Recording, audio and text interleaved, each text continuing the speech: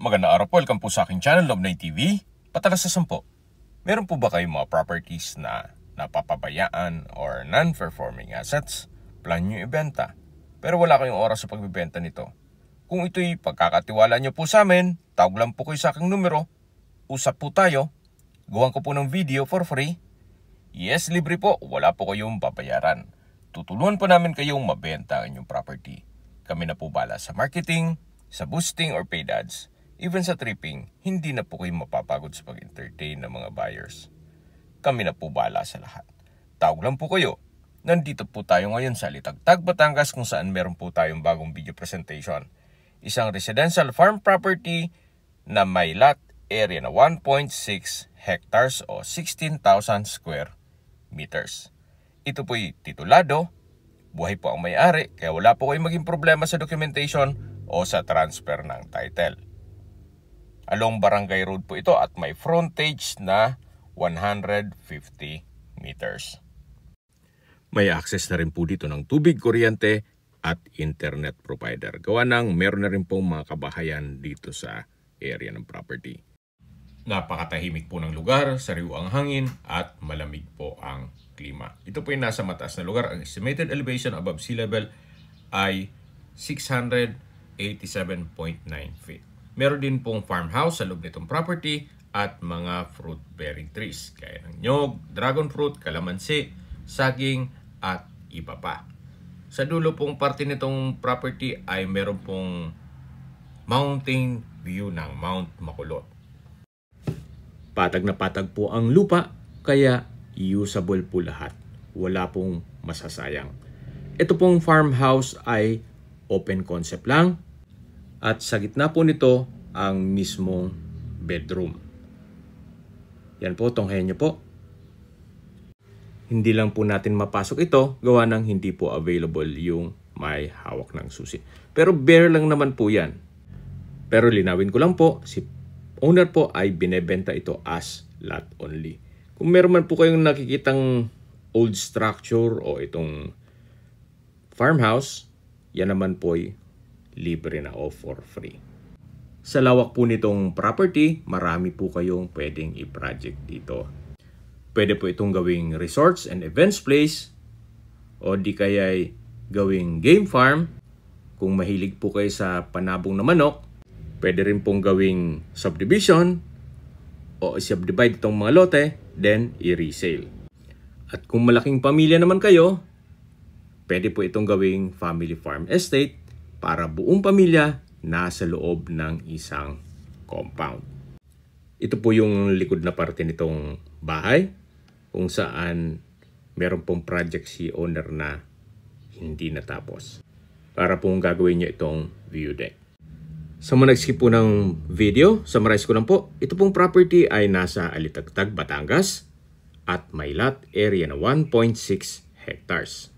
Ito po ay titulado, buhay po ang may-ari, kaya wala po kayong maging problema sa documentation o sa transfer ng title. Along Barangay Road at may frontage na 150 meters. May access na rin po dito ng tubig, kuryente at internet provider. Meron po itong farmhouse, ito pong pinapakita ko sa inyo ngayon. Yan po yung open kitchen. Then dito naman po yung balkonahe. At yan po yung kwarto sa loob. Hanggang dito po sa kabilang side yung balkonahe. Napakaaliwalas po. Meron din pong mountain view. Itong property, especially kung 2-story ang itatayo yung bahay. Marami din pong mga fruit-bearing trees dito sa loob nito. Gaya ng nyog, dragon fruit, kalamansi, saging at marami pong iba. Meron din pong mga pine tree sa palibot nito. Ito pong farmhouse ay hindi na prenesyohan ni owner. Kaya hindi na po may iwasan ang mga komento na walang value, luma na, at hindi naman ganun kaganda. Ito po ay for free lang naman. Si seller po is selling this property as lot only. Habang naglilibot po tayo at pinagmamasdan nyo po itong buong property, pag-usapan na natin ang distance, location at travel time. Mula po sa bayan ng Alitagtag, ang distance is 1.5 kilometers at ang travel time is 4 minutes. Kumpleto na rin po doon kaya ng public market, groceries, convenience store, remittance center, banks, schools, church, at private clinic. Mula naman po sa Cuenca, Batangas, ang distance is 6.9 kilometers at ang travel time is 12 minutes. At kumpleto na rin po doon gaya ng public market, groceries, convenience store, remittance center, banks, schools, church, at hospital. Yan po yung lagi kong binabanggit sa inyo na dapat niyo i-consider sa paghanap ng property, yung meron pong malapit na hospital. Hindi ko naman po sinasabing sakitin kayo, yan naman po for emergency purpose lang naman. At mula naman po sa Lipa City, ang distance is 21.9 kilometers at ang travel time is 49 minutes. Sa Lipa City po ay kumpleto na rin gaya ng Metro Manila. Meron na rin pong malls gaya ng SM at Robinsons, malaking schools at universities, even mga banks, kumpleto na rin po, at malaking hospital. Pati po government offices, kumpleto na rin po sa Lipa City.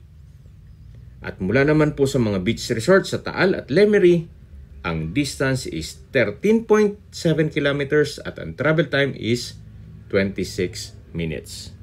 Kung manggagaling naman po sa Manila o sa airport, ang distance is 91.4 kilometers at ang travel time is 1 hour and 40 minutes. Mula po dito, matatanaw natin ang Mount Makulot. Okay, sa presyo na po tayo.